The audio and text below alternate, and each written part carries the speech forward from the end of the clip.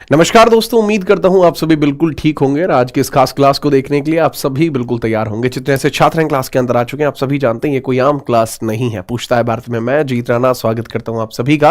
फटाफट से मुझे बता दीजिए कौन कौन छात्र क्लास के अंदर आ चुका है, जिससे कि मुझे भी ये पता चल पाए कि इस क्लास के अंदर मौजूद प्रत्येक छात्र अपने आपे में एक धुरंधर है। और धुरंधर शब्द का प्रयोग यहाँ पर मैंने सिर्फ इसलिए किया है कि आप चीजों को बहुत अच्छे और बेहतर तरीके से समझते हैं। इसके अलावा ट्रेंड से जोड़ना या उस प्रकार की हरकतें करना, यह ऐसा ना मेरा शुरुआती तौर पर कभी रुझान रहा, ना वर्तमान में कभी ऐसा रुझान रहेगा, और भविष्य में इसके प्रकार की चीजों की तरफ टिल्टनेस शायद ही मेरी रहे, क्योंकि बॉलीवुड जिस प्रकार से हरकतें करता है, मुझे नहीं लगता कि उस प्रकार की हरकतें एक अच्छे छात्र को शोभा देती है। एक अच्छे छात्र को शोभा देता है मेहनत करना, एक अच्छे छात्र को शोभा देता है कंधे पर सितारे होना, एक अच्छे छात्र को शोभा देता है देश की रक्षा करना, जो शायद आप बेहतर तरीके से कर रहे हैं। स्टार्ट करते हैं आज की इस खास क्लास को, और मैं सच बताऊं, सही मायने में ये भौकाल क्लास होने वाली है। इसके पीछे का कारण भी है, कारण है तो कारण के पीछे का कारण भी है। वो क्या है कि देखिए, ये है आपकी क्लास नंबर यूपी जीके की, this is the class number 4। अब से पहले मैं आपकी 3 क्लासेस करा चुका हूं। कितनी क्लासेस करा चुका हूं? अब से पहले 3 क्लासेस हो चुकी हैं। मैं उसके बारे में भी आपको एक सूचना दे देता हूं। अब से पहले जो 3 क्लासेस आपकी हुई हैं, वह किस प्रकार से आपको 3 क्लासेस देखने को मिली हैं, क्योंकि उसके बारे में बताया जाना वो ज्यादा जरूरी है। क्योंकि छात्रों को यह रहता है कि सर इस सिलेबस को पूरा कराएंगे नहीं कराएंगे, सर क्या यूपी कांस्टेबल के लिए पढ़ सकते नहीं पढ़ सकते, हर एक चीज का आपको मैं डाउट क्लियर कर देता हूं। बच्चे, ये क्लास आपके समक्ष है और ये आपके कुछ टॉपिक्स आपको देखने को मिलते हैं जो आपको कवर करने पड़ते हैं। तो यहां पे क्या है, यूपी जीके एक ऐसा टॉपिक है, इतना जोरदार टॉपिक है ना, मैं क्या बताऊं आपको। बताने का लेवल ये रहा कि यूपी जीके आपको कहां कहां देखने को मिलेगी, हर जगह देखने को मिलेगी अगर यूपी का पेपर है। सबसे पहला प्राइम पेपर इसका उत्तर प्रदेश सब इंस्पेक्टर भर्ती परीक्षा, वहां पर आएगा। यूपी पुलिस कांस्टेबल, यहां पर यह आएगी। इसके अलावा आपके यूपी लेखपाल का धुआंधार भौकाल पेपर, यूपी लेखपाल में तो 20 नंबर की यूपी जीके ही है। तो लेवल समझ जाइए यूपी जीके कितना जरूरी है। ठीक है, नमस्ते प्रणाम लाडले प्रणाम। तो यूपी लेखपाल में भी है, यूपी कांस्टेबल में भी है, यूपी एसआई में भी, और सभी के लिए। इसके अलावा यूपी ट्रिपल एससी विभाग के अधीन जितने भी, यूपी ट्रिपल एससी डिपार्टमेंट के अधीन जितने भी पेपर परीक्षाएं होती हैं, उन सभी में आपको यूपी जीके देखने को मिल जाती है। और इसी यूपी जीके को ध्वस्त करने के लिए मैं स्पष्टतः आप लोगों के साथ हूं। ठीक है, फटाफट से इसको एक बार नोट करके आगे बढ़ाते हैं, फटाफट से इसको एक बार नोट करके आगे बढ़ाते हैं और चीजों को उस स्तर पर लेके चलते हैं जहां वास्तविकता में आवश्यकता है। ठीक है, चलिए, अगर मैं आपको एक और चीज क्लियर करूं कि भाई ये आपकी एक प्लेलिस्ट है जो आपके खुद के अपने ही YouTube चैनल जीत राणा जीएस पर देखने को मिलती है।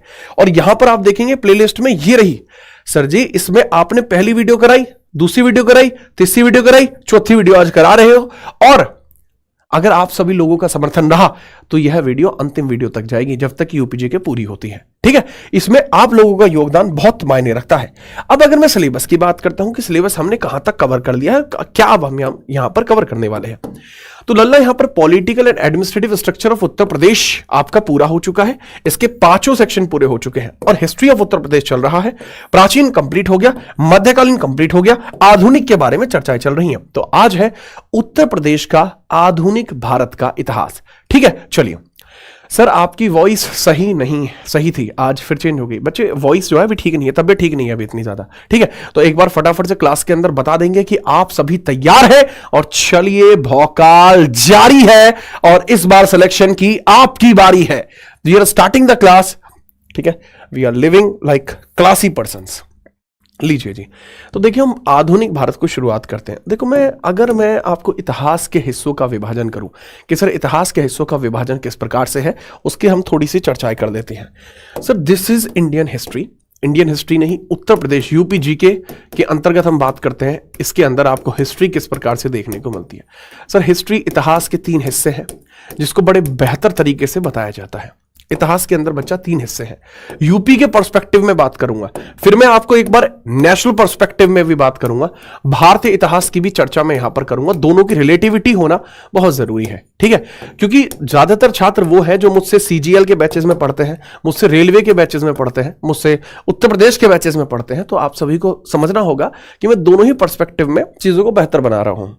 ठीक है, इंडियन हिस्ट्री आप भी देखते हैं, मैं फेक नोटिफिकेशंस पे काम नहीं करता लल्ला, है ना। इंडियन हिस्ट्री मैं काम करता हूं आप लोगों के भरोसे के साथ, मैं खेलता नहीं हूं, मैं आप लोगों के भरोसे को सहेज के रखता हूं, क्योंकि भरोसा बड़ी चीज है और भरोसा वो लोग नहीं रख सकते जो भारतीय इतिहास को यूपी जीके के पर्सपेक्टिव में अगर मैं देखता हूं तो सर उत्तर प्रदेश का जो प्राचीन इतिहास है उसका विवरण यहां पर किया जाता है।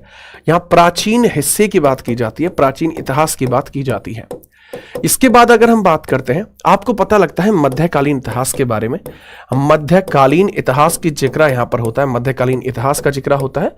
और इसके बाद आपको थर्ड पॉइंटर पे देखने को मिलता है जो आपको आधुनिक इतिहास देखने को मिलता है, जिसको आधुनिक भारत या आधुनिक इतिहास के तौर पर जिसको जाना जाता है।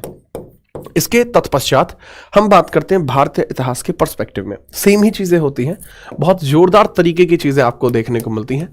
बहुत जोरदार है, सेम ही होगा सर। एंशिएंट आपको हो जाएगा, एंशिएंट यानी प्राचीन रहेगा, मतलब बिल्कुल डिट्टो सेम। मध्यकालीन यानी मिडाइवल, मिडाइवल आपको देखने को मिलेगा, ठीक है। मध्यकाल आपको देखने को मिलेगा, मध्यकाल। और इसके तत्पश्चात आपको देखने को मिलता है आधुनिक यानी मॉडर्न, मॉडर्न यानी कि आधुनिक देखने को मिलता है। परंतु थोड़ा सा टाइमलाइन डिफरेंसेस कुछ हद तक देखने को मिल सकता है। जैसे प्राचीन इतिहास जो यूपी के पर्सपेक्टिव में पढ़ते हो, जब से समय की शुरुआत हुई तब से लेकर 711 एडी तक पढ़ते हो, या फिर इसी को सीई कहा जाएगा। इसके बाद ये आप शुरू करते हो 712 सीई से लेकर यह आप देखते हो 1707 तक देखते हो। और यहां शुरुआत करते हैं हम सीधा आपका 1857 से देख लेते हैं, कई बार 1857 से देख लेते हैं, कहां तक 1947 तक, या कई बार या 1707 से लेकर भी पूरा 1947 तक देखा जाता है, ठीक है। सेम चीज आपको यहां देखने को मिलती है। बट बात यह होती है कि इस इतिहास में और इस इतिहास में ये डिफरेंस है, इसके अंदर वही चीजें कवर होती हैं जिनका उत्तर प्रदेश के संस्कृति पर प्रभाव पड़ा हो, उत्तर प्रदेश की संस्कृति पर इसका प्रभाव पड़ा हो, उत्तर प्रदेश की संस्कृति पर प्रभाव पड़ा हो। अगर प्रभाव पड़ा है तो हम उसको पढ़ेंगे। It has the impact over the society and the culture of Uttar Pradesh, then we will consider it. और अगर ऐसा नहीं है तो हम इसको कंसीडर नहीं करेंगे। वही अगर मैं बात करता हूं यहां पर, इसका इंपैक्ट ओवर इंडिया होना चाहिए। इसका जो इंपैक्ट है, इंपैक्ट ओवर इंडिया होना चाहिए। एग्जांपल बताइए सर। बहुत बढ़िया, एग्जांपल बताता हूं सर। बैटल ऑफ कलिंग, क्या हम उत्तर प्रदेश के जीके में पढ़ेंगे? Battle of Kalinga sir, Kalinga के अंदर आपको देखने को मिलता है अशोक के द्वारा बहुत ताबड़तोड़ एक युद्ध लड़ा गया था। क्या हम उसको यहां पे पढ़ते हैं? सर उसको हम भारतीय इतिहास में तो पढ़ेंगे, पर यूपी के इतिहास में नहीं पढ़ेंगे। क्यों? क्योंकि कलिंग के युद्ध का प्रभाव यहां पे नहीं है, कलिंग के युद्ध का प्रभाव यहां पर है, इसलिए हम इसको यहां नहीं पढ़ सकते। ठीक, तो अब हम यहां पे शुरू करते हैं आधुनिक इतिहास को।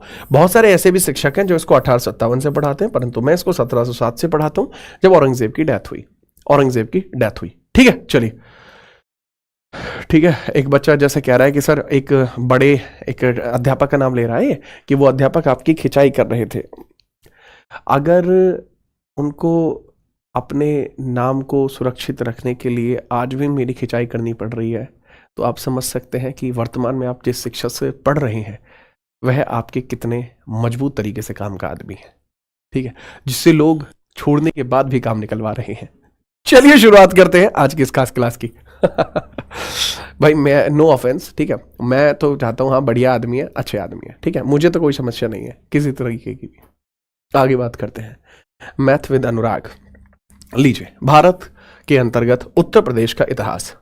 उत्तर प्रदेश के इतिहास की शुरुआत कहां से करते हैं? From 1707 the death of Aurangzeb to 1757 the battle of Plassey, 5 independent state were establish in present day Uttar Pradesh.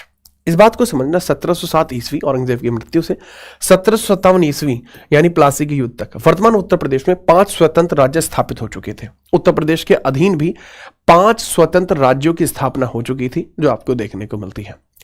अब यहां पर थोड़े समझने की कोशिश करना, जैसे औरंगजेब की डेथ होती है, कहा जाता है यहीं से आधुनिक इतिहास शुरू हो जाता है, यहीं से आधुनिक इतिहास शुरू हो जाता है।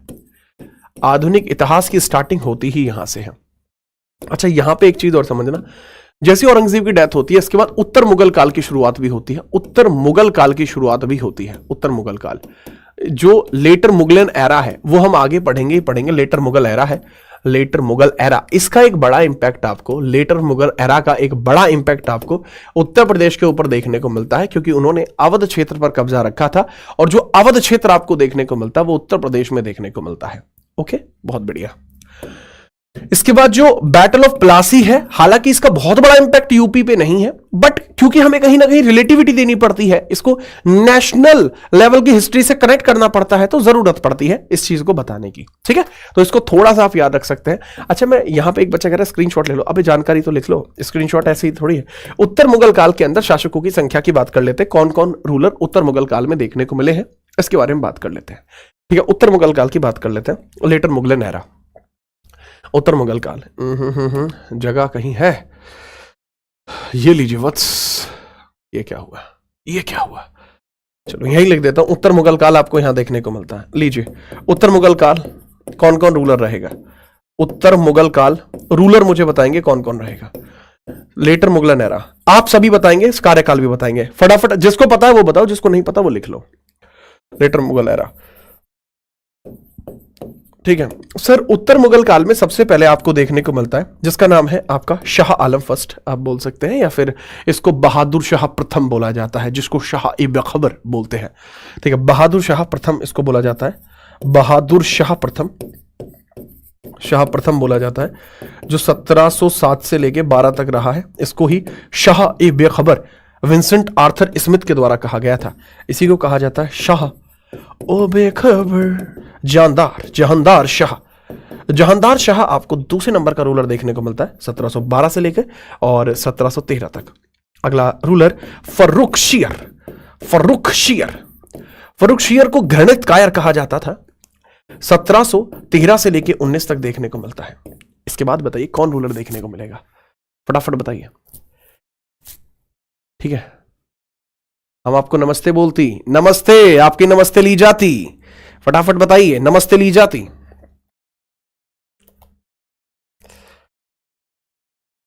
फटाफट बताइए ना, आपकी नमस्ते ली जाती है, आगे बताऊं, कोई समस्या नहीं है।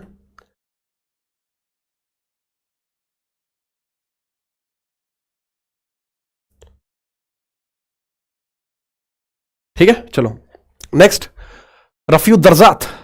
नेक्स्ट तो रफीउ दर्जात ही है। अभी भी क्लास हैंग कर रही है क्या?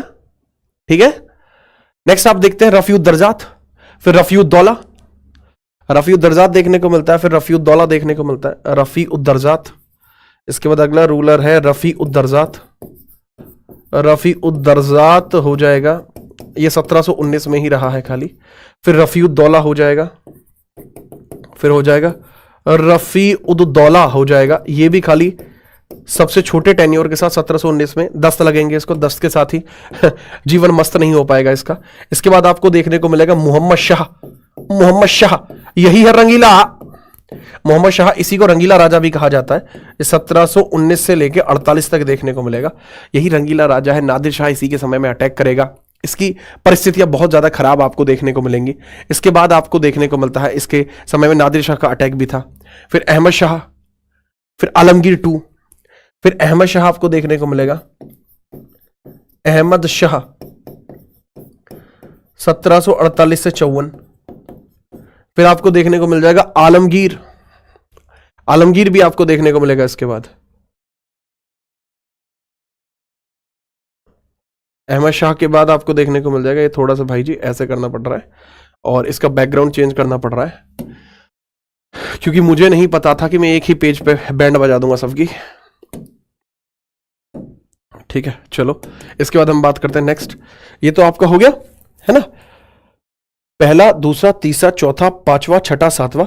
इसके बाद आपको देखने को मिलता है आलमगीर टू।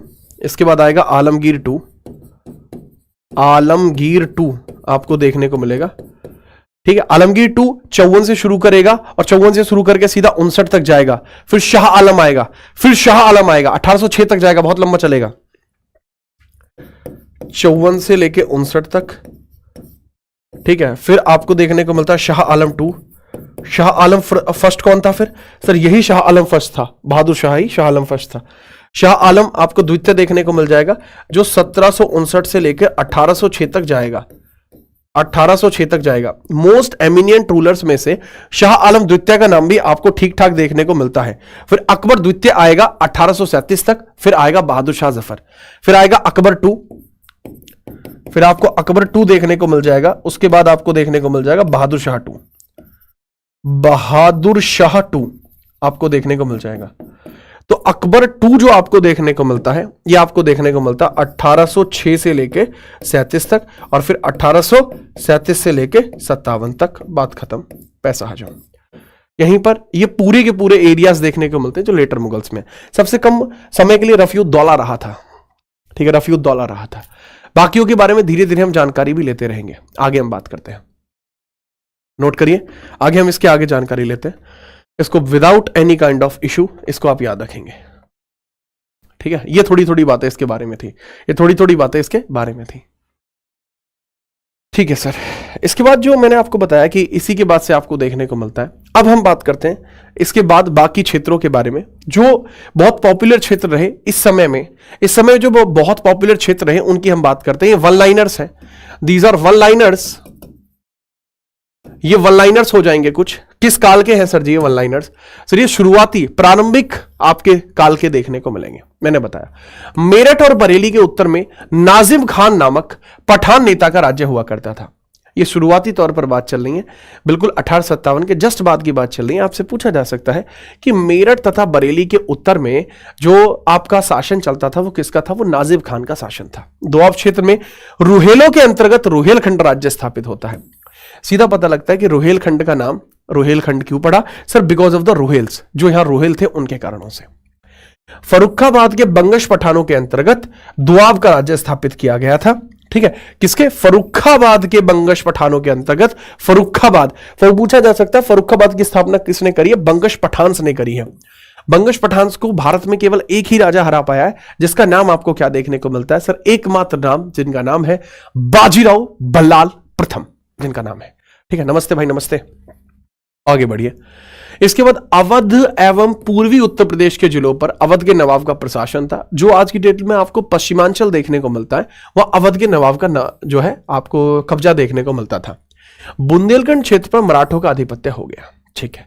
1761 के पानीपत के तीसरे युद्ध में मराठों, जाटों, राजपूतों की पराजय ने बक्सर के युद्ध में ईस्ट इंडिया कंपनी के द्वारा अवध के नवाब शुजाउद्दौला, बंगाल के पूर्व नवाब मीर कासिम तथा मुगल सम्राट शाह आलम द्वितीय की पराजय ने उत्तर भारत का भाग्य निर्धारित कर दिया। यहां से शुरुआत होती है जो exactly modern Uttar Pradesh history है, उसकी शुरुआत यहां से होती है। ये एक रिलेटिविटी पॉइंट था जो आपको मेन हिस्ट्री से मिल जाएगा।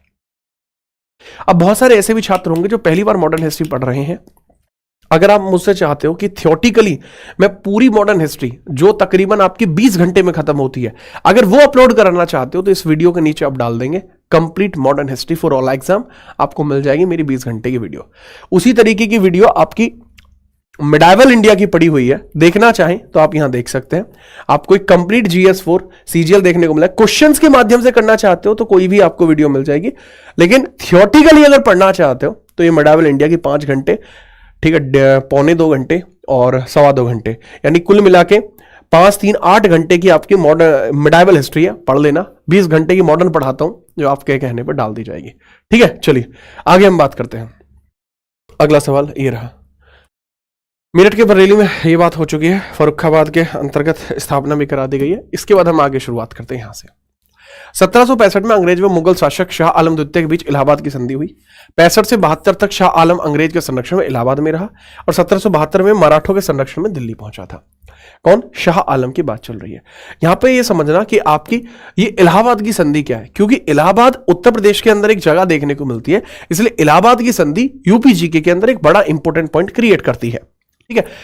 इसके बारे में समझिएगा, इसके बारे में थोड़ा सा आपको समझना होगा जो थोड़ा जरूरी भी रहेगा, बताने के प्रयास करता हूं।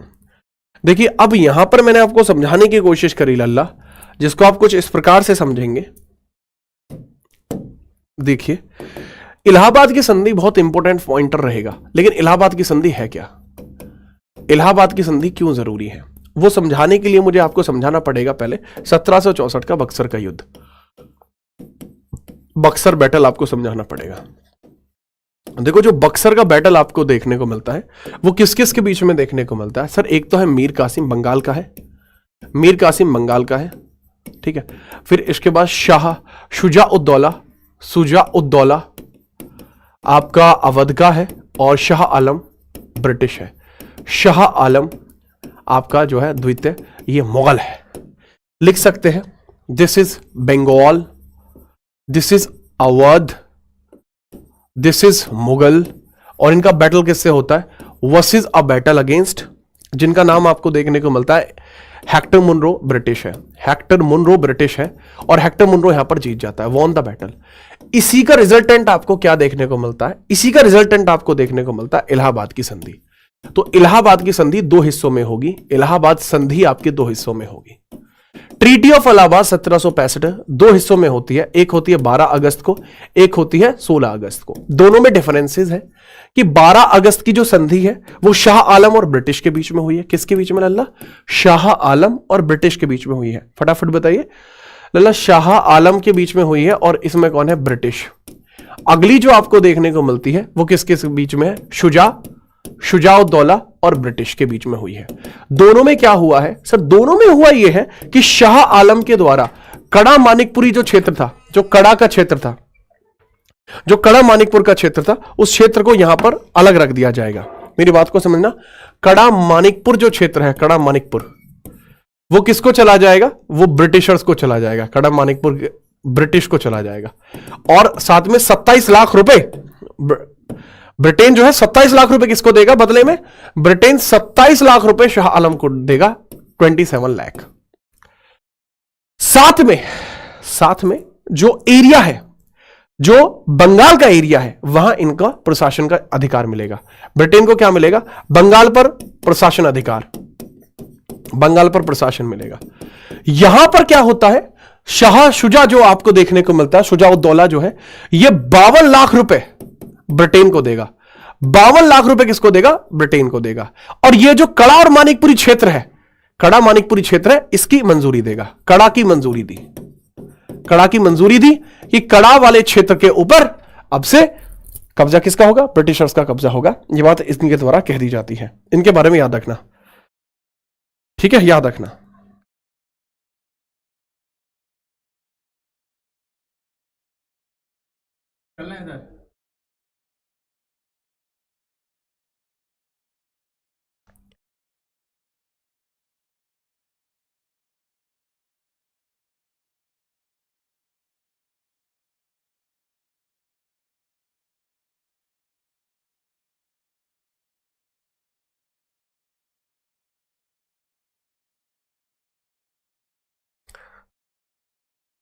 ठीक है लल्ला, ये थोड़ा आपको देखने को मिलता है। ये आपको अलग अलग एरियाज के टाइम पे आपको देखने को मिल जाएगा।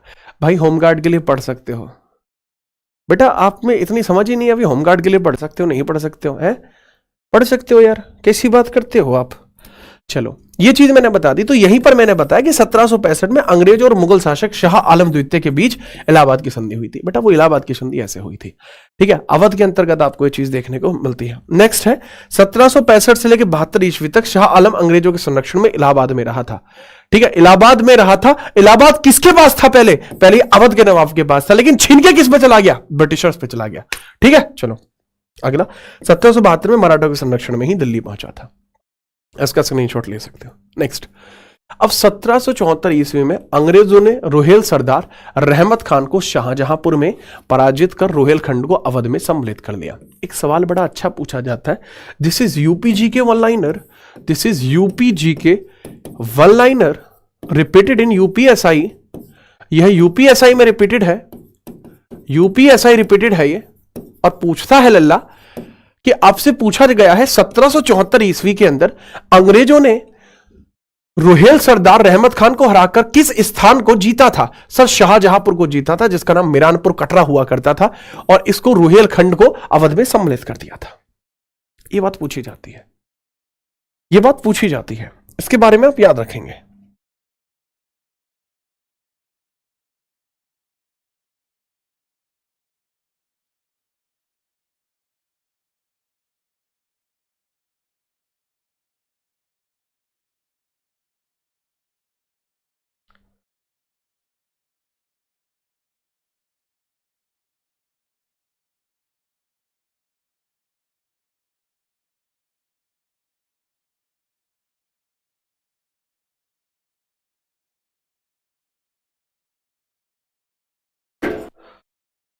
ठीक है, बात आई समझ में आपको? क्लियर है? जोरदार। आगे हम बात करते हैं, ठीक है? 1775 ईस्वी में शुजाउद्दौला की मृत्यु के पश्चात आसफउद्दौला अवध का नवाब बनता है। अब ये अवध कंटिन्यू चलेगा। अब ये अवध के ऊपर ब्रिटिशर्स कब्जा नहीं करेंगे, अब ये अवध को आगे बढ़ाएंगे। दरअसल ये है आपका अवध राज्य चल रहा है। इसके बाद आसफउद्दौला ने अंग्रेजों से फैजाबाद की संधि करी 1775 में और बनारस का क्षेत्र अंग्रेजों को सौंप दिया। देखिए जो अवध क्षेत्र है ये बहुत जरूरी रहा है, जो अवध का जो क्षेत्र है वो ब्रिटिशर्स के लिए बहुत जरूरी रहा है। तो इसके बारे में आप समझेंगे कि आसफउद्दौला ने अंग्रेजों से फैजाबाद की संधि 1775 में कर बनारस का क्षेत्र अंग्रेजों को सौंप दिया था। नेक्स्ट, 1797 में आसफउद्दौला की मृत्यु के पश्चात वजीर अली के 4 माह के अल्पकालीन शासन के बाद सदात अली खान 1798 में अवध का नवाब बना। उसने इलाहाबाद का किला अंग्रेजों को सौंप दिया। बाह्य आक्रमण से सुरक्षा के बदले प्रतिवर्ष 76 लाख रुपए ईस्ट इंडिया कंपनी को देने का वचन दिया, 1801 में दिया था। 1803 में लॉर्ड लेक ने मराठों को पराजित कर अलीगढ़ व आगरा पर अधिकार कर लिया था। देखो बच्चे, बात को समझना, ये जो क्षेत्र है ये अवध के कब्जे को बताता है, जबकि ये वाला क्षेत्र बताता है कि किस प्रकार से जो लॉर्ड लेक नाम का पर्सन है, इसने अलीगढ़ और आगरा पर अधिकार किया था। क्या क्या वो परिस्थितियां रहीं जिनमें इन्होंने वहां पर आक्रमण किया था, वो चीज आपको यहां देखने को मिलती है। और ये 1803 की बात है। अब यहीं पर अगर मैं आपसे पूछूं, यहीं से अगर मैं आपसे पूछता हूं, वो भी समझना, इफ आई आस्क हियर, यही मैं आपसे पूछता हूं तो उसके बारे में बताना मुझे कि भाई दिल्ली पर कब्जा कब किया गया था। तो आप मुझे बताना दिल्ली पर ब्रिटिश कब्जा कब हुआ, दिल्ली पर ब्रिटिश कब्जा कब हुआ। सर दिल्ली पर ब्रिटिश कब्जा कब होता है? दिल्ली पर ब्रिटिश कब्जा होता है 1805 में। तो इसके बारे में भी याद रख लेंगे। दिल्ली पर ब्रिटिश कब्जा 1805 में देखने को मिलता है। when was Delhi was captured by British? when was Delhi captured by British? Britishers के द्वारा दिल्ली को कब कैप्चर किया गया? तो सर ब्रिटिशर्स के द्वारा दिल्ली को 1805 में कैप्चर किया गया था। ठीक है, याद रखेंगे। बहुत बढ़िया। अगला सवाल, 1808 में अवध के नवाब सदात अली खान ने सुरक्षा की गारंटी के बदले में गोरखपुर, रुहेलखंड, इलाहाबाद, फतेहपुर, कानपुर, एटा क्षेत्र अंग्रेजों को प्रदान कर दिए। ये 1808 की बात है। अभी तक 1805 तक उसने क्या किया था? बनारस पे अधिकार दिया था। लेकिन 1808 आते आते सदात अली खान को मुआवजा देने में दिक्कतें होने लगी। इस वजह से उसने क्या काम करा? गोरखपुर, रुहेलखंड, इलाहाबाद, फतेहपुर, कानपुर, इटावा और एटा, इन सभी क्षेत्रों को अंग्रेजों को प्रदान कर दिया। सब क्षेत्र अंग्रेजों को दे दिए। और 1836 ईस्वी में इस प्रांत का नाम उत्तरी पश्चिमी प्रांत कर दिया गया। और यह उत्तरी पश्चिमी प्रांत कब किया गया था? सर 1836 में किया गया था। और यह भी किसने किया था? By Britishers. ब्रिटिशर्स ने इस प्रकार से इस क्षेत्र का नाम चेंज किया है। ये इतना इंपॉर्टेंट पॉइंट है जिसका कोई जवाब नहीं। आगे चल के यही जो है ना, अभी तो इसका नाम है उत्तरी पश्चिमी प्रांत, नेक्स्ट इसका धीरे धीरे नॉर्थ प्रोविंस बनेगा। काफी चीजें आगे बढ़ेंगी। पहले आपको इस चीज को समझना होगा। ऐड करिए फटाफट से।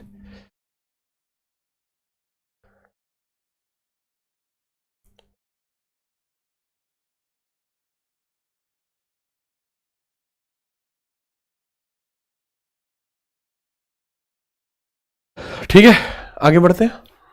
कोई समस्या नहीं? सर कोई समस्या नहीं है। ठीक है, ओके। नेक्स्ट हम आगे बात करते हैं। अगला सवाल, 1857 का विद्रोह और उत्तर प्रदेश। इतना जरूरी ये पॉइंट होगा जिसमें आप जान पाएंगे कि आखिरकार क्यों 1857 का विद्रोह उत्तर प्रदेश के लिए एक जरूरी हिस्ट्री का हिस्सा है। अभी तक जो मैंने आपको बताया, इस वाले हिस्से को जाना जाता है ब्रिटिशर्स एक्सपेंशन इन उत्तर प्रदेश। ये वाला जो क्षेत्र मैंने अभी तक आपको बताया, this was known as British expansion in Uttar Pradesh. अब यहां से मैं 1857 के रिवोल्ट के बारे में जानकारियां उपलब्ध कराऊंगा। तो यहां से आप समझेंगे किसके बारे में? सर जी ये वाला जो हिस्सा होगा इसको कहा जाएगा ओके, ये वाला जो हिस्सा होगा मट साहब, इस वाले हिस्से को किस तौर पर जाना जाएगा? हाँ, नाउ इस वाले पॉइंट को हम देखते हैं एक अलग प्रकार से। और अलग प्रकार से भी कैसे? सर इस हिस्से के अंदर हम 1857 के विद्रोह का चर्चा करेंगे। करिए सर जी चर्चा 1857 के विद्रोह की। देखिए 1857 ईस्वी में उत्तरी भारत की जनता, जमींदारों और राजाओं ने अंग्रेजी शासन के विरुद्ध एक महान विद्रोह किया, जिसे वीर सावरकर ने भारत के प्रथम स्वाधीनता संग्राम की संज्ञा दी। दरअसल 1857 का संग्राम को एक किताब आती है, ठीक है, war of India independence, war of India independence, ये किताब है। इंडिपेंडेंस, इसको कहा जाता है वॉर ऑफ इंडिया इंडिपेंडेंस। ये वीर सावरकर के द्वारा, जिनका नाम है वी डी सावरकर, विनायक दामोदर सावरकर जी के द्वारा लिखी गई है। इसके अंदर कहा गया है कि 1857 की क्रांति भारत की स्वतंत्रता की पहली क्रांति थी। ये बात यहां पर कही जाती है। ठीक है, नेक्स्ट। फरवरी 26 1857 में 19वीं नेटिव आर्मी कॉन्टिजेंट के अंदर बहरामपुर में 120 माइल कलकत्ता से दूर है, वहां पर ग्रीस लगे कार्टेज को यूज करने के लिए मना कर दिया। ये बात किसकी चल रही है सर? ये 26 फरवरी 1857 को है, कलकत्ता से 120 मील दूर बहरामपुर, जो बैरकपुर के नाम से भी फेमस है। बहरामपुर ही है जो बैरकपुर के नाम से भी फेमस है, और उसी क्षेत्र के ऊपर टुकड़ी के द्वारा मना कर दिया जाता है कि हम इस कारतूस का यूज नहीं करेंगे। उन्होंने एकदम से मना क्यों कर दिया? ठीक है, चलिए नेक्स्ट हम बात करते हैं। ठीक है, चलिए। एक बच्चा है और इस बच्चे का जवाब देना मैं उचित समझता हूं। इन बच्चे का नाम है स्मार्ट यादव। इनका कहना है कि सर मुझे आप पर गुस्सा आता है। आज इन्होंने कुछ शिक्षकों के नाम लिए हैं, 3-4 शिक्षकों के नाम लिए हैं, और कहा है कि आपको उनके साथ होना चाहिए था। स्मार्ट यादव, सबसे पहले आपका राधे राधे स्वीकार किया जाता है। दूसरा बात ये कि वत्स, उन्हें 4-5-6 लोग लग रहे हैं, तब जाकर वो मुझे कंपीट कर पा रहे हैं। दूसरी बात, मेरा काम पानी की भांति है, पत्थरों से टकरा के मैं रुक नहीं जाऊंगा, मैं अपना मार्ग खुद बनाऊंगा। दूसरी बात, जो आप सोच रहे हैं कि ये है वो है, ये सब साथ मिलके आए, उनको साथ मिलके आना पड़ रहा है, और कारण आपके सामने मौजूद है। मेरा भाव हमेशा यही रहेगा कि वो अपने जीवन में अच्छा करें, आज भी और कल भी। ठीक है, उनके लिए भी शुभकामनाएं और आपके लिए भी। चीज़ों को बहुत अच्छा करिए। ठीक है, मेरा काम ये था कि मैं आपको कुछ अच्छा कर पाऊं, और मैं आपके लिए अच्छा ही कर रहा हूं, निश्चिंत रहिए।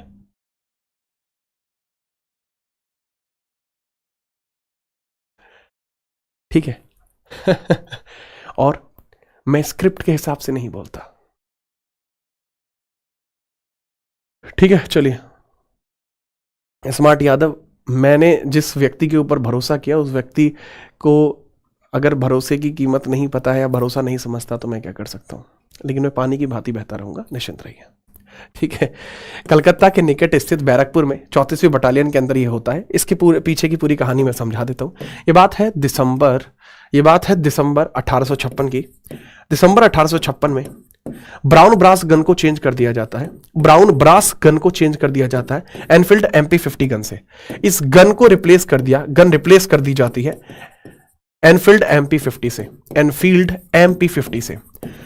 अब एनफील्ड MP50 के अंदर जो गोलियां डलती थी वो बड़ी डलती थी, तो उसका जो कार्टेज हुआ करता था वो बारूद का बना होता था। इनमें सीलन आ जाती थी, हाथ में फट जाती थी। लेकिन एनफील्ड MP50 में छोटी गोलियां डलती थी, तो वो हाथ में नहीं फटती थी। ठीक है, चलिए आगे हम बात करते हैं। ठीक है, चलिए।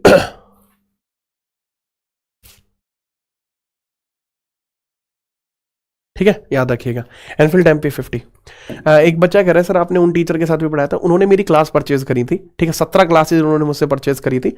वो उनके प्लेटफॉर्म पे जाके मैंने कभी नहीं पढ़ाया, उनको मैंने क्लासेज अपने घर से रिकॉर्ड करके भेजी है। एनफील्ड MP50 आपको यहां देखने को मिल जाएगा। अब जब वो गन चेंज की जाती है तो इसके अंदर चर्बी लगे कारतूस थे।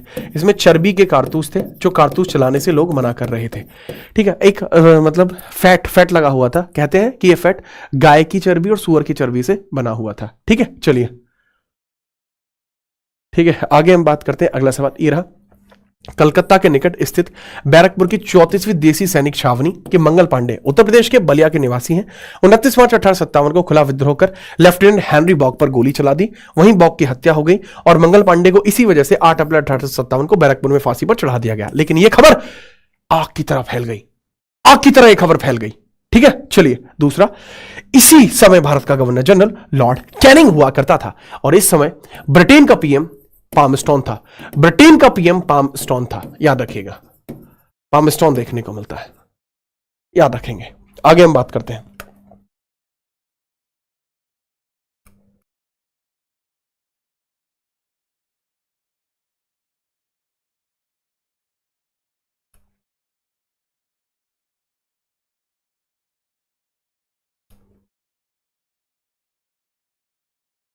याद रखेंगे?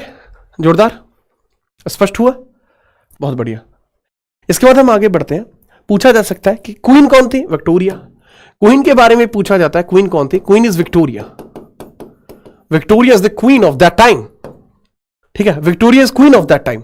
ठीक है, चलो आगे हम बात करते हैं। नेक्स्ट अगला, मंगल पांडे ने एनफील्ड राइफलों के लिए नए प्रकार के कारतूसों के प्रयोग का विरोध किया था। इन कारतूसों का प्रयोग करते समय इनको मुंह से खोलना पड़ता था। हिंदू और मुस्लिम दोनों धर्मों ने सैनिकों में यह धारणा व्याप्त थी कि कारतूसों को खोल दिया तो सूअर व गाय की चर्बी लगाई गई है। यह चीज मैं आपको ऑलमोस्ट पहले भी बता चुका हूं। इसी की वजह से समस्याएं क्रिएट हुई, जो यहां पर मसला बनता है।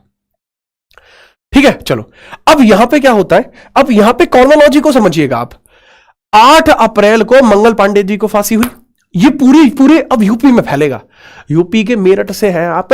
कहां से हैं? यूपी में मेरठ में अब जलवा होने वाला है। देखिए अब आप देखिए, 8 अप्रैल को 8 अप्रैल 1857 को 8 अप्रैल 1857 में आप देखते हैं कि हम मंगल पांडे जी को फांसी चढ़ाई गई।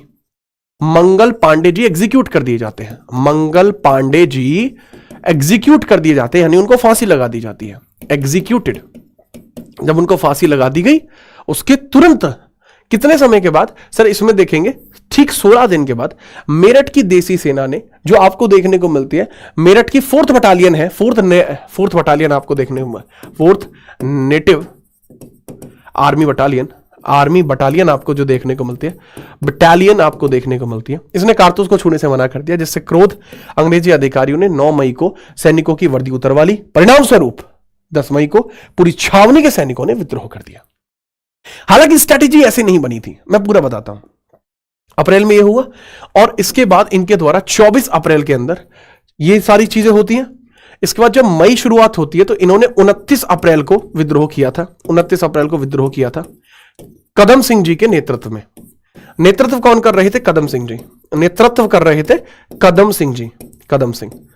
तो यहां पर 99 लोगों ने रिवोल्ट किया था। कितने लोगों ने? 99 लोगों ने रिवोल्ट किया था। 99 लोगों ने क्या किया? रिवोल्ट किया।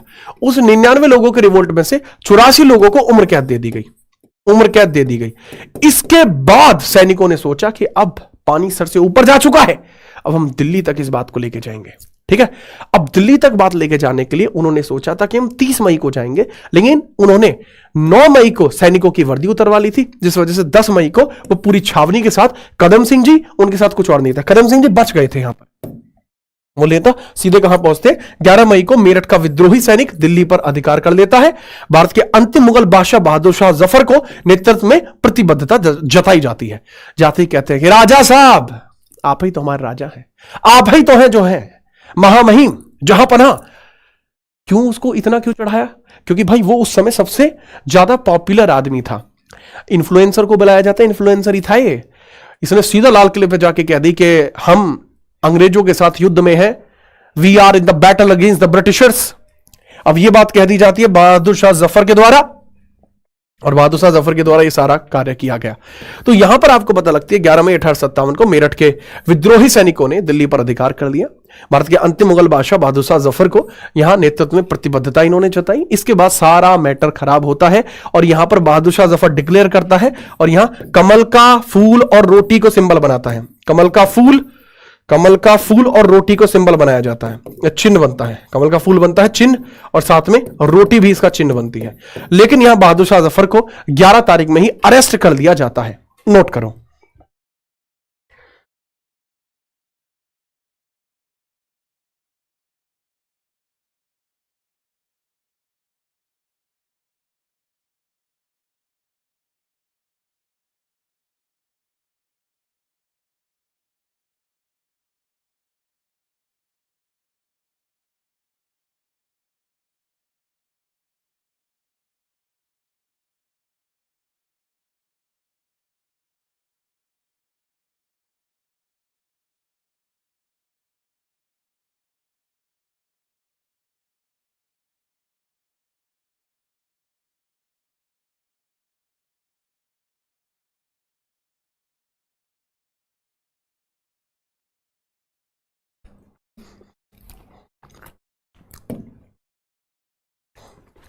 गला सूख गया था, पानी पिया है।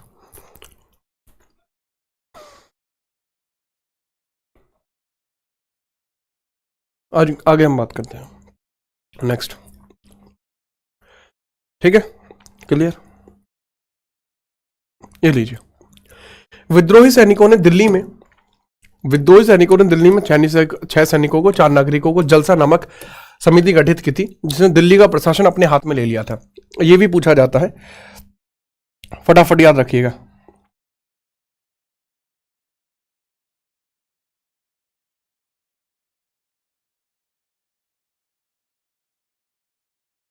ठीक है, अब पूछा जाता है जलसा नाम की समिति का गठन किया जाता है, वो कहां किया जाता है? वो दिल्ली में ही किया जाता है, @दिल्ली।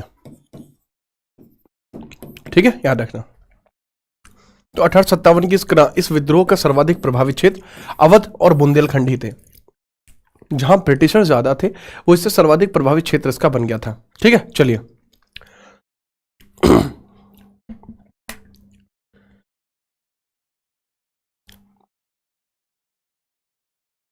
आगे बात करिए।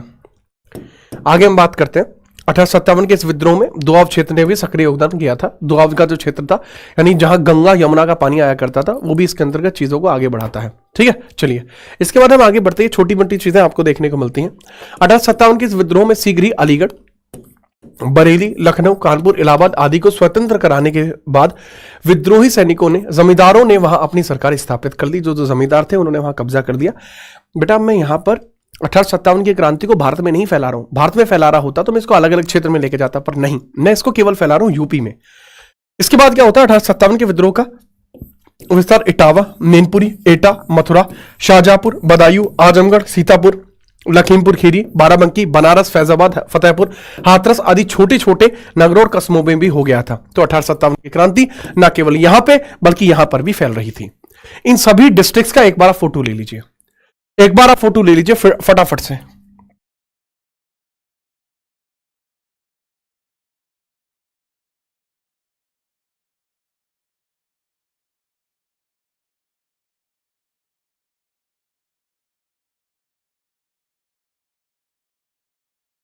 ठीक है, और एक और बात, हम आप सभी लोगों को एक चीज स्पष्ट बता देते हैं। आप सभी जितने भी छात्र क्लास को वर्तमान में देख रहे हैं, आगे देखेंगे, रिकॉर्डेड देखेंगे इस क्लास को, उन सभी को मैं एक बात बता देना चाहूंगा कि आप सभी के लिए यूपी जीके की कंप्लीट पीडीएफ टेलीग्राम पर है। कंप्लीट पीडीएफ टेलीग्राम पर है।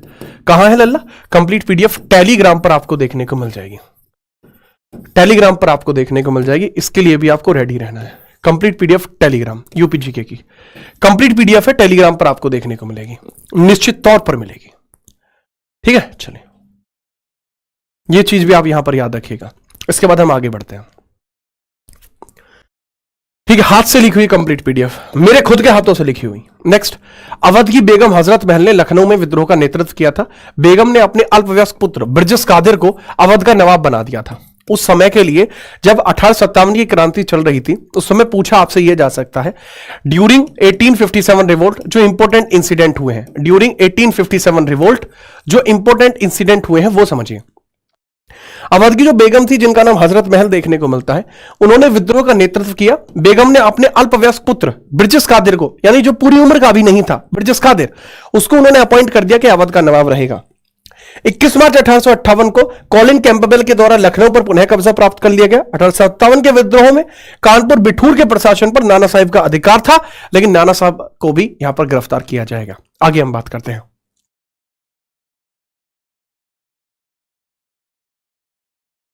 याद रखेंगे?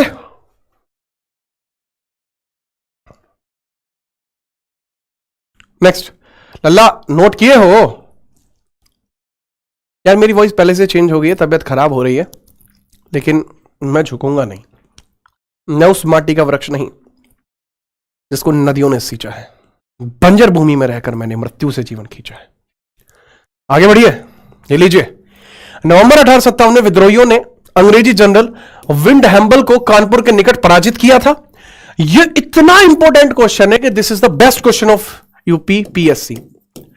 यूपीपीएससी का फेवरेट क्वेश्चन है। पूछा जाता है, मतलब दो तरीके से। एक तो पूछा जाता है कि 1857 में विद्रोहियों ने जनरल विंडहैम्बल को कहां पराजित किया था, पहले तो यह पूछा जाता है। एक और तरीके से पूछा जाता है कि लखनऊ के समीप मोहम्मद अहमदुल्लाह के द्वारा लखनऊ के समीप ऐसे पूछते हैं, लखनऊ के समीप ने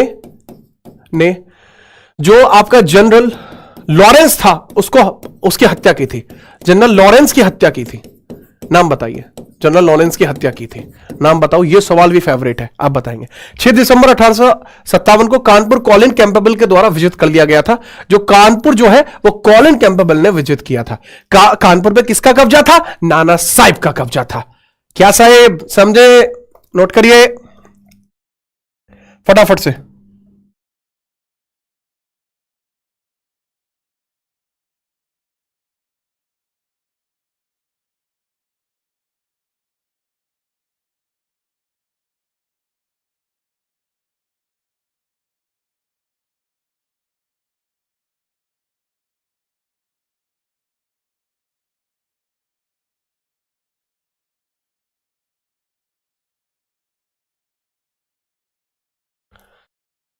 ठीक है, याद रखेंगे? कोई समस्या नहीं सर।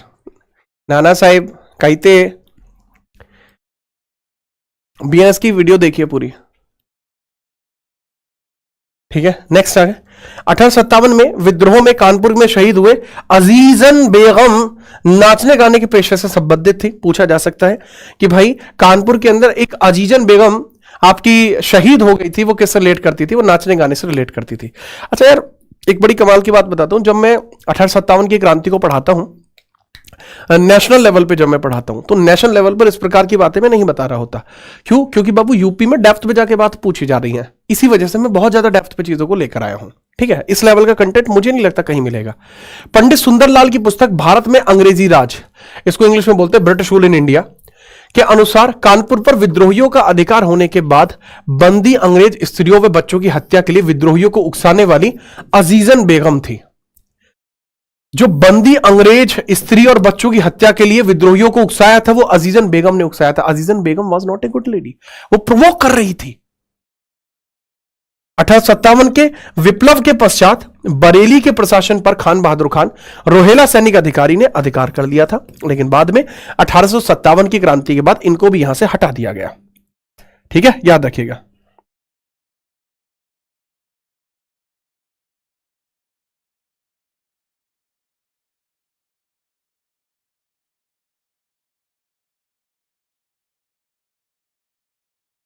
ठीक है, याद रखेंगे। खान बहादुर खान के द्वारा क्या किया गया? सर, बरेली पर कब्जा कर लिया गया खान बहादुर खान के द्वारा। He captured the Bareilly, he captured the Bareilly. Radhe Radhe. ठीक है, चलिए।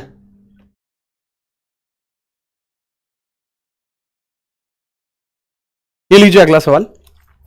1857 ईस्वी के विद्रोह में महारानी लक्ष्मीबाई ने झांसी में विद्रोह का नेतृत्व किया था। अभी तक हमने जो देखा, ये देखा एक हिस्सा, कानपुर वाला हिस्सा देखा कि कानपुर में विद्रोह कैसे आगे बढ़ा। अब मैं आगे बात करता हूं। ठीक है, अब मैं आगे बात करता हूं नेक्स्ट कि 1857 विद्रोह में महारानी लक्ष्मीबाई ने झांसी में चीजों को क्या किया है। ठीक है, याद रखना। लक्ष्मीबाई जी ने झांसी में विद्रोह का नेतृत्व किया था। विद्रोह में कोई जवां मर्द था तो वहीं झांसी की रानी थी। उक्त टिप्पणियां जून 1858 में युद्ध करते हुए वीरगति को प्राप्त हुई झांसी की महारानी के लिए है। उनके विरुद्ध आक्रमण का नेतृत्व करने वाले अंग्रेज जनरल ह्यूरोज था। ह्यूरोज ने ही इनकी हत्या जून 1858 में कर दी थी। इनकी हत्या 18 जून 1858 में हो गई है इनकी हत्या। ठीक है, याद रखिएगा। झांसी से हो। झांसी में यार वो कहा जाता है कि बुंदेले हर बोलो के मुंह, हमने सुनी कहानी थी, खूब लड़ी मर्दानी, वो तो झांसी वाली रानी थी। याद रखेंगे आप। ये लीजिए अगला सवाल। पूछा जाता है 1857 के विद्रोह में इलाहाबाद अब प्रयागराज में नेतृत्व पेशे से अध्यापक मौलवी लियाकत अली ने किया था। यानी 1857 में जो विद्रोह हुआ था उसमें जो इलाहाबाद, जो वर्तमान में प्रयागराज है, इसमें जो नेतृत्व किया था पेशे से अध्यापक थे मौलवी लियाकत अली। उन्होंने इलाहाबाद से चीजों को संभाला था। 58 में जो कैप्टन नील के द्वारा इलाहाबाद पर दोबारा कब्जा प्राप्त कर लिया गया था, इनके बारे में भी याद रखेंगे। दूसरा, 1857 के विद्रोह में महान योद्धा तात्या टोपे मूलराम रामचंद्र अपने गनीमी कावा रणनीति, छापा मार रणनीति से अंग्रेजों को भयभीत कर देते हैं। सवाल was famous of Delhi police. Delhi police के लिए सवाल फेमस था 2023, सवाल पूछा गया बार बार। अब आप ये देख लो कि मैंने यूपी जीके के लिए सवालों का जो आपका वन लाइनियर सेट है वो कहां कहां से उठाया है।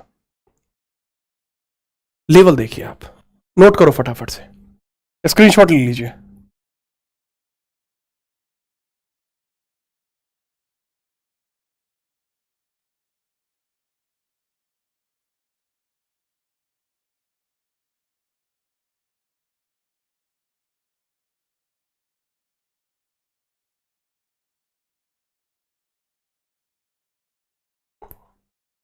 ठीक है।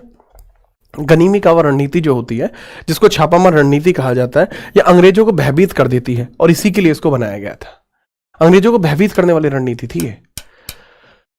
ठीक है, नेक्स्ट अगला सवाल। अच्छा, यहां पे क्या है बाबू, ये जो सारी चीज मैंने अभी आपको बताई है बड़ी बिखरी बिखरी सी तो नहीं है, लेकिन ये थियरी में है। इसको मैंने कॉम्प्लेक्स फॉर्म में करने के लिए बहुत बढ़िया सवाल मैंने यहां पर इस तरीके से कर दिया है कि लखनऊ से बेगम हजरत महल, लखनऊ से बेगम हजरत महल जो कॉलिन कैंपबेल के द्वारा यहां पर उनके पूरे के पूरे प्रशासन को शांत कर दिया गया। बेगम हजरत महल के पुत्र का नाम ब्रिजेश कादिर था। इनका जो सन था वो अवध का नवाब बनता है, ब्रिजेश कादिर। ब्रिजेश कादिर आपको देखने को मिलता है। नेक्स्ट, कानपुर के अंदर नाना साहिब तात्या टोपे, इनको दबाने वाला ब्रिटिशर आपका जनरल हैवलॉक था। झांसी में रानी लक्ष्मीबाई, ह्यू ग्रॉस देखने को मिलेगा। इलाहाबाद में लियाकत अली, कर्नल, फैजाबाद में अहमदुल्ला, कर्नल आपको देखने को मिलेगा। ठीक है, चलो इसके बाद हम आगे बात करते हैं। नेक्स्ट, ये रहा यहां पर बरेली में खान अब्दुल गफ्फार खान कॉलिन कैंपबेल हराते हैं। मथुरा में देवी सिंह कर्नल नील हराते हैं। कल्पी यूपी में जगह है, वहां तात्या टोपे कर्नल नील हराते हैं। फतेहाबाद अजीमुल्ला जनरल रनड हराते हैं। जगदीशपुर वीर कुंवर सिंह, ये आपको देखने को मिलती है बिहार की जगह। गोरखपुर गजाधर सिंह विंसेंट आर्थर हराते हैं। इतना जोरदार सवाल कि गोरखपुर के अंदर कौन है? गोरखपुर से तो अपने योगी जी हैं। अगर मैं गोरखपुर की ही बात करता हूं तो वहां से गजाधर सिंह देखने को मिलते हैं, जिनको विंसेंट आर्थर के द्वारा हराया जाता है। किसके द्वारा? विंसेंट आर्थर के द्वारा हराया जाता है। नेक्स्ट, 7 अप्रैल 1859 में तात्या टोपे को गिरफ्तार करके उन पर शिवपुरी के सैन्य न्यायालय में मुकदमा चलाकर 18 अप्रैल को उन्हें फांसी पर चढ़ा दिया। तात्या टोपे भागकर नेपाल चले गए थे, बट इनको वहां से अरेस्ट कर दिया गया। अरेस्ट करके इनको वापस लाया गया। ठीक है, याद रखना। संयुक्त प्रांत में 1857 में विद्रोह में स्थानीय जनता ने अगस्त 1857 से भाग लेना आरंभ किया था। जून 1858 में संयुक्त प्रांत वर्तमान उत्तर प्रदेश में विद्रोह पूरी तरीके से समाप्त हो गया। अब जब यूपी में यह विद्रोह पूरा समाप्त हो गया, वैसे ही पूरा विद्रोह समाप्त होता है 1859 में, लेकिन हम इसको यहीं पर समाप्त क्यों कर रहे हैं? क्योंकि वास्तविकता यह है कि यह उत्तर प्रदेश में समाप्त हो गया। हम जो पढ़ा रहे हैं वो यूपी जी के पढ़ा रहे हैं, तो इसको हम यहीं पर समाप्त करेंगे। ठीक है, चलिए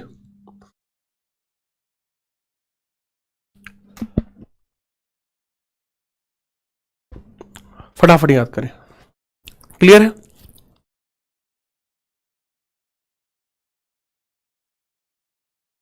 ठीक है, याद रखिए।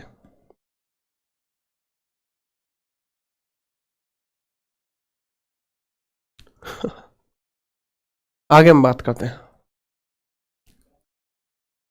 अगला सवाल ये रहा।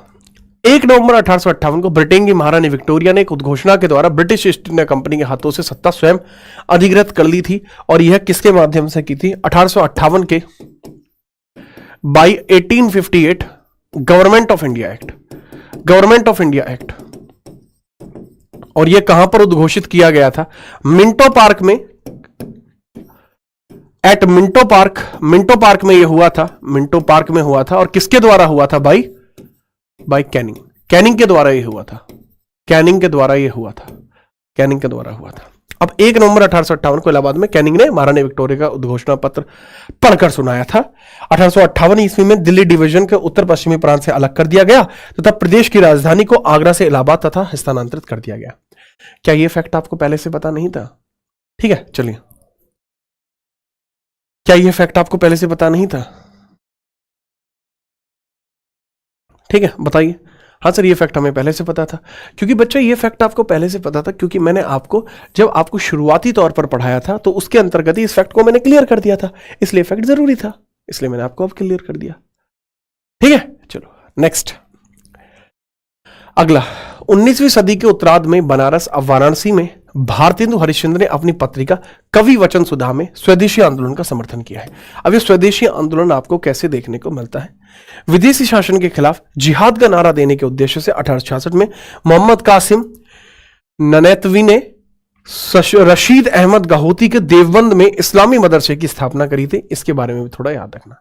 सर, यह स्वदेशी मूवमेंट को भारतेंदु हरिश्चंद्र की कविता है कवि वचन सुधा, उसके अंदर भी उल्लेखित किया गया है। यह भी काफी पॉपुलर रहा है। This was one of the popular thing. ठीक है, ये उसमें से एक पॉपुलर चीजों में से एक थी, उसमें भी आप चर्चा के तौर पर याद रखेंगे। अगला सवाल, अलीगढ़ में सर सैयद अहमद खान के द्वारा 1875 में स्थापित मोहम्मदन एंग्लो ओरिएंटल कॉलेज था। वर्तमान में इसको अलीगढ़ मुस्लिम यूनिवर्सिटी कहा जाता है और यह नाम 1920 में इसको मिला था। सर सैयद अहमद खान के द्वारा अलीगढ़ मूवमेंट को भी मुस्लिमों की कंडीशन की वजह से, मुस्लिमों की कंडीशन को बेहतर करने की वजह से लॉन्च किया गया था। ये भी इंपॉर्टेंट है, नोट करेंगे। ये चीज भी इंपॉर्टेंट आपको देखने को मिलती है, फटाफट नोट करें, ठीक है। क्वेश्चंस के लिए भी रेडी होना, क्योंकि इसके बाद क्वेश्चंस आएंगे बाबू, तैयार होना क्वेश्चंस के लिए भी, ठीक है। इसके लिए क्वेश्चंस के लिए रेडी रहना।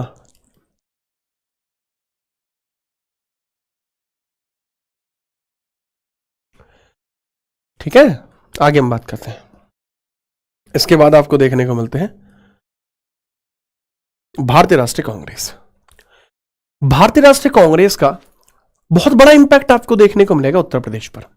हालांकि कांग्रेस की स्थापना भी यूपी में नहीं हुई, और बहुत बड़ा प्रावधान भी आपको कोई यूपी में देखने को नहीं मिला, परंतु एक बड़ा इंपैक्ट आपको देखने को मिलेगा जो इनके द्वारा यूपी पे छोड़ा गया। बताता हूं। 28 दिसंबर 1885 को प्रथम अधिवेशन बंबई में हुआ था। अब इसमें 72 लोग आए थे। भारतीय राष्ट्रीय कांग्रेस की जो स्थापना आपको देखने को मिलती है, भारतीय राष्ट्रीय कांग्रेस की जो स्थापना है उसकी हम बात करते हैं। सर इसको 1885 में बनाया गया था, एट बॉम्बे में इसको बनाया गया था। किसके द्वारा? By one of the person that is Allan Octavian Humes. Allan Octavian Humes के द्वारा बनाया गया था। साथ में हमारे दादा भाई नौरोजी, दादा भाई आपको देखने को मिलते हैं। नेक्स्ट दिनशा वोचा, दिनशा इदुलजी वोचा, इदुलजी वोचा भी आपको देखने को मिलते हैं। ये कुछ फेमस नाम है। एलन ऑक्टेवियन ह्यूम्स, दादा भाई नौरोजी, दिनशा इदुलजी वोचा, बदरुद्दीन तैयब, ये सब है। और 28 दिसंबर 1885 को, वैसे अगर मैं बात करूं कांग्रेस को, लाला लाजपत राय ने कहा था कि this is a pressure cooker, कि Congress is a pressure cooker. ये इन्होंने कहा था अपनी 1920 में आई किताब यंग इंडिया के अंदर। यंग इंडिया नाम की पुस्तक इनकी आई थी जिसमें इन्होंने कांग्रेस को प्रेशर कुकर की संज्ञा दी थी।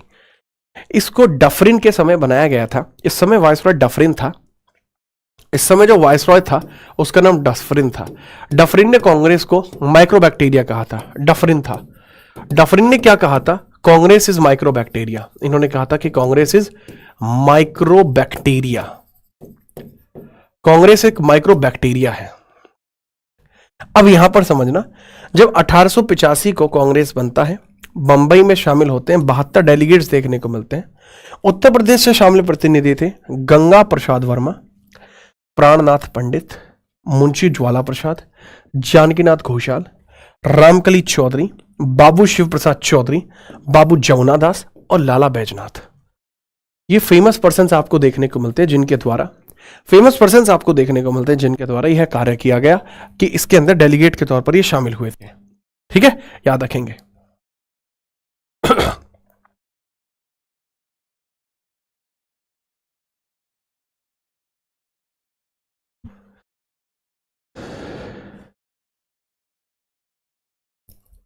ठीक है, सिंपल।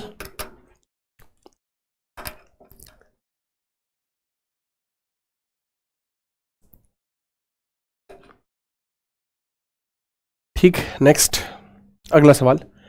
भारतीय राष्ट्रीय कांग्रेस के द्वितीय अधिवेशन कलकत्ता में 1866 में हुआ था। भारतीय राष्ट्रीय कांग्रेस के अंदर पहले पूछा जाता है, जैसे पहला अधिवेशन था, इसके अध्यक्ष आपके कौन थे?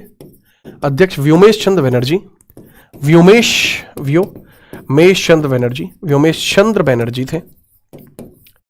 बनर्जी देखने को मिलते हैं, व्योमेश चंद्र बनर्जी। ठीक है, नेक्स्ट है अगला सवाल। भारतीय राष्ट्रीय कांग्रेस के द्वितीय अधिवेशन जो कलकत्ता में देखने को मिला है, इसके आपको जो देखने को मिल जाते हैं, क्या बोला जाता है? द्वितीय अधिवेशन के अंदर जो अध्यक्ष देखने को मिलते हैं वो आपको कौन देखने को मिलते हैं? कलकत्ता के अंदर अध्यक्ष हैं आपके दादा भाई नौरोजी देखने को मिलते हैं। और इसके अंदर 5 सदस्यों का चयन किया गया था, वो वही है सेम। गंगा प्रसाद, प्राणनाथ, हामिद अली नए हैं, नवाब राजा, मुंशी काशी प्रसाद पुराने ही हैं। ये वो लोग हैं जो यहां पर आए हैं। ठीक है, इनको थोड़ा देखना पड़ेगा। Okay, yes sir. अगला सवाल। अब भारतीय राष्ट्रीय कांग्रेस के उत्तर प्रदेश में 1947 तक कुल 9 अधिवेशन हुए हैं। भारतीय राष्ट्रीय कांग्रेस के 1947 तक कितने अधिवेशन हुए? 9 अधिवेशन हुए हैं। ये सवाल पूछा गया है, यूपी के एग्जाम में आया था कि कांग्रेस के कितने ऐसे सेशन हैं जो यूपी में हुए हैं। नेक्स्ट, भारतीय राष्ट्रीय कांग्रेस के उत्तर प्रदेश में सर्वाधिक 3 बार अधिवेशन इलाहाबाद में हुए हैं, अब जिसको प्रयागराज बोलते हैं। अब इलाहाबाद के अंदर सेशन कब कब हुए और इसके अंदर अध्यक्ष कौन कौन रहा? इलाहाबाद में 1888 में जो हुआ था सेशन, उसमें जॉर्ज यूल रहे थे। 92 में WC बनर्जी, 10 में विलियम वेडनबर्ग।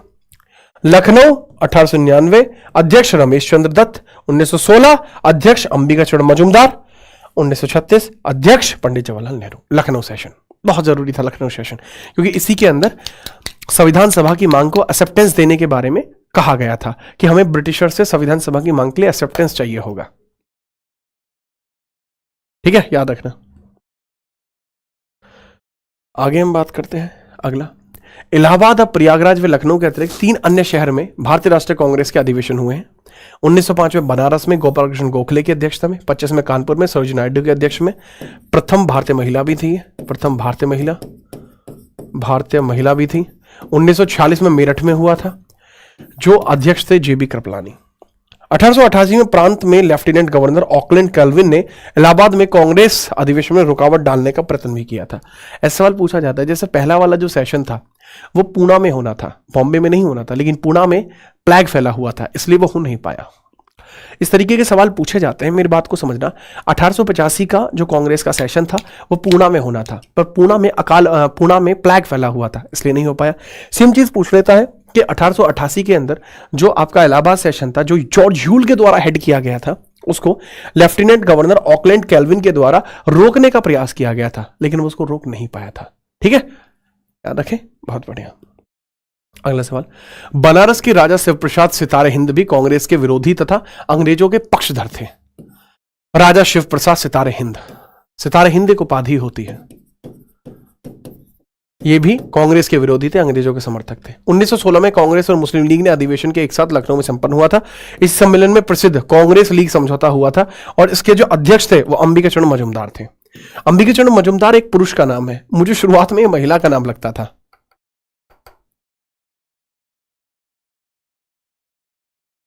ठीक है, चलो नेक्स्ट अगला सवाल, उत्तर प्रदेश तत्कालीन नाम संयुक्त प्रांत। कांग्रेस कमेटी का प्रथम सम्मेलन 1908 में पंडित मोतीलाल नेहरू की अध्यक्षता में हुआ था। उत्तर प्रदेश के अंदर जो तत्कालीन नाम है जिसका नाम संयुक्त प्रांत उस समय हुआ करता था, कांग्रेस कमेटी का पहला सम्मेलन 1908 में मोतीलाल नेहरू की अध्यक्षता में हुआ था, इसको भी हम याद रखेंगे। अक्टूबर 1920 में उत्तर प्रदेश का प्रांतीय सम्मेलन डॉक्टर भगवान दास की अध्यक्षता में मुरादाबाद में आयोजित किया गया था। कांग्रेस का जो प्रोविंशियल आपका समझौता होता है, उपयुक्त सम्मेलन में भाग लेने वाले नेता थे महात्मा गांधी, मदन मोहन मालवीय, ये सब लोग इसमें शामिल हुए थे, और हसरत मोहानी वो व्यक्ति हैं जिन्होंने 1921 में पहली बार स्वराज मांगा था, पहली बार स्वराज मांग की थी। कुछ याद आया? पैट की परीक्षा 2023, कुछ याद आया? उसी का सवाल है। मुरादाबाद के कांग्रेस के प्रांतीय सम्मेलन में महात्मा गांधी ने ऐतिहासिक असहयोग आंदोलन प्रस्ताव को स्वीकार किया था। मुरादाबाद के कांग्रेस के प्रांतीय सम्मेलन में ऐसा हुआ था। ये प्रांतीय सम्मेलन भी आपको देखने को मिलते हैं। अगला सवाल, 1921 में मौलाना हसरत मोहानी की अध्यक्षता में आगरा में हुए उत्तर प्रदेश कांग्रेस सम्मेलन में ब्रिटेन के युवराज प्रिंस ऑफ वेल्स की भारत में यात्रा का बहिष्कार का निर्णय लिया था। और 1920 में इलाहाबाद में महात्मा गांधी की अध्यक्षता में खिलाफत कमेटी की बैठक में खिलाफत आंदोलन का प्रस्ताव पारित किया गया था। आगे चल के दिसंबर 1920 में गांधी जी ने खिलाफत कमेटी की अध्यक्षता भी की है। चलिए, ये होती है आज की थ्योरी खत्म। कल आपको जो पढ़ाया जाएगा, अभी मैं इसके क्वेश्चन कराऊंगा, लेकिन कल जो पढ़ाऊंगा वो मैं आपको बता दूं, कल मैं आपको भारतीय राष्ट्रीय आंदोलन पढ़ाऊंगा।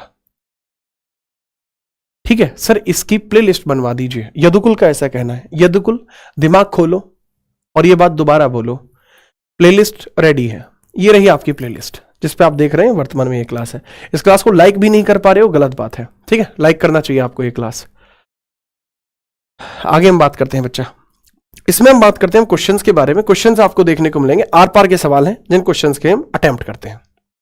लीजिए सवालों का जवाब दीजिए, सवालों का जवाब दीजिए। सर यूपीएससी नहीं हुआ, कोई बात नहीं भैया, दोबारा से बैच आएगा यूपीएससी वाला, दोबारा ज्वाइन कर देना। चलो, मोहम्मडन एंग्लो ओरिएंटल कॉलेज की स्थापना कब और कहां हुई थी? ये सवाल तो मैं करा चुका हूं, इसके वन लाइनर मैंने दिया था। ठीक है, फटाफट बताइए।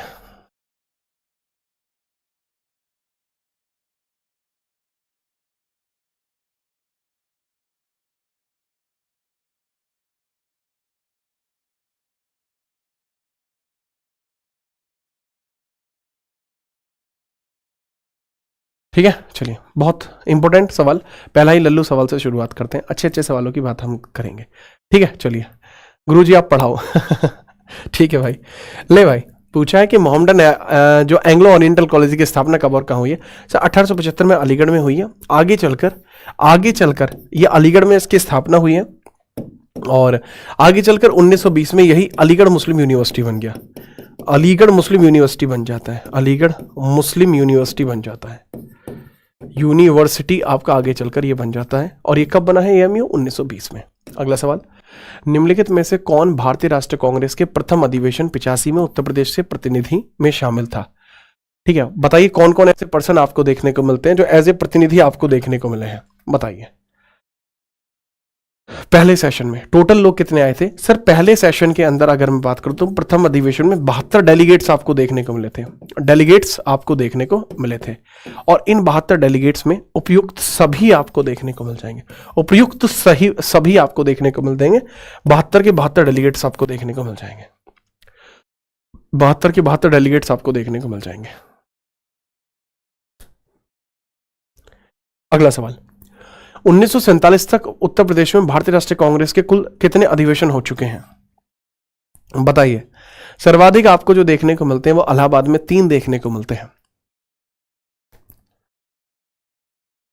करेक्ट आंसर के तौर पे बात करता हूं तो 9 सेशंस ऐसे हैं जो आपको देखने को मिल चुके हैं भारतीय राष्ट्रीय कांग्रेस के, आपके जब से कांग्रेस बना और तब से लेकर 1947 तक 9 सेशंस ऐसे हैं जो आपको यहां देखने को मिले हैं। कहां? उत्तर प्रदेश में। अगला सवाल, जून 1920 में इलाहाबाद में हुई खिलाफत कमेटी की बैठक की अध्यक्षता किसने करी थी? यह बहुत जोरदार सवाल है कि हु प्रेसाइड द खिलाफत कमेटी, जो इलाहाबाद में हुई थी जून के अंदर यह कमेटी आपको देखने को मिलती है इलाहाबाद में। तो इस कमेटी का हेड किसके द्वारा किया गया था? बताइए, who will head this committee? देखिए इस प्रकार के सवाल बनते हैं, जैसे एक सवाल मुझे और याद आता है कि मौलाना मोहम्मद अली आपको देखने को मिलते हैं 1945 में 25 जून को एक शिमला समझौता होता है, शिमला समझौता, ठीक है, जो वेवल प्लान पर पुनर्विचार था जिसमें 22 लोग आए थे, उसके अध्यक्ष मौलाना मोहम्मद अली थे, ठीक है, नहीं मौलाना नहीं ये नहीं थे, मतलब कौन थे? हेड किसने किया था इसको? अबुल कलाम के द्वारा, मौलाना अबुल कलाम आजाद, अबुल कलाम के द्वारा, मोहम्मद अली और शौकत अली के द्वारा तो आपका खिलाफत आंदोलन स्टार्ट किया गया था। मोहम्मद अली और शौकत अली के द्वारा तो यह स्टार्ट किया गया था। इसके अंदर तो सिंपली यह पूछा गया है कि इसके अंतर्गत यह अध्यक्षता किसके द्वारा की गई थी? अरे लाजपत राय जी, तुम्हें लग रहा है कि मुस्लिम वाले रिलेट में जाएंगे? कभी नहीं जाएंगे। That is Mahatma Gandhi. चोरा चोरी की घटना उत्तर प्रदेश में कब आपको देखने को मिलती है? सर ये 4 और 5 फेब के बीच में हुई है और यह आपको गोरखपुर में देखने को मिलती है। असहयोग आंदोलन के दौरान अवध प्रांत के किसानों ने किसके विरुद्ध आंदोलन कर दिया था? जब असहयोग आंदोलन चलता है तो अवध प्रांत के किसानों ने एक और आंदोलन भी कर दिया था। अवध प्रांत के किसानों ने एक और आंदोलन भी कर दिया था, उसके बारे में अगर हम बात करते तो वह सर गैर कानूनी उगाही के विरुद्ध, जो इलीगल एक्सटॉर्शन चल रहा था, ठीक है, जो रिश्वतखोरी हो रही थी, जो जमींदारों के द्वारा हो रही थी, उसके खिलाफ भी आंदोलन शुरू कर दिया था। नेक्स्ट अगला सवाल, अगस्त 1928 में सर्वदलीय बैठक आपकी कहां? ऑल पार्टी कॉन्फ्रेंस आपको देखने को मिलती है अगस्त के अंदर। यह आपकी कहां पर हुई है? सर 1928 में हुई है, अगस्त के अंदर हुई है, लखनऊ में हुई है।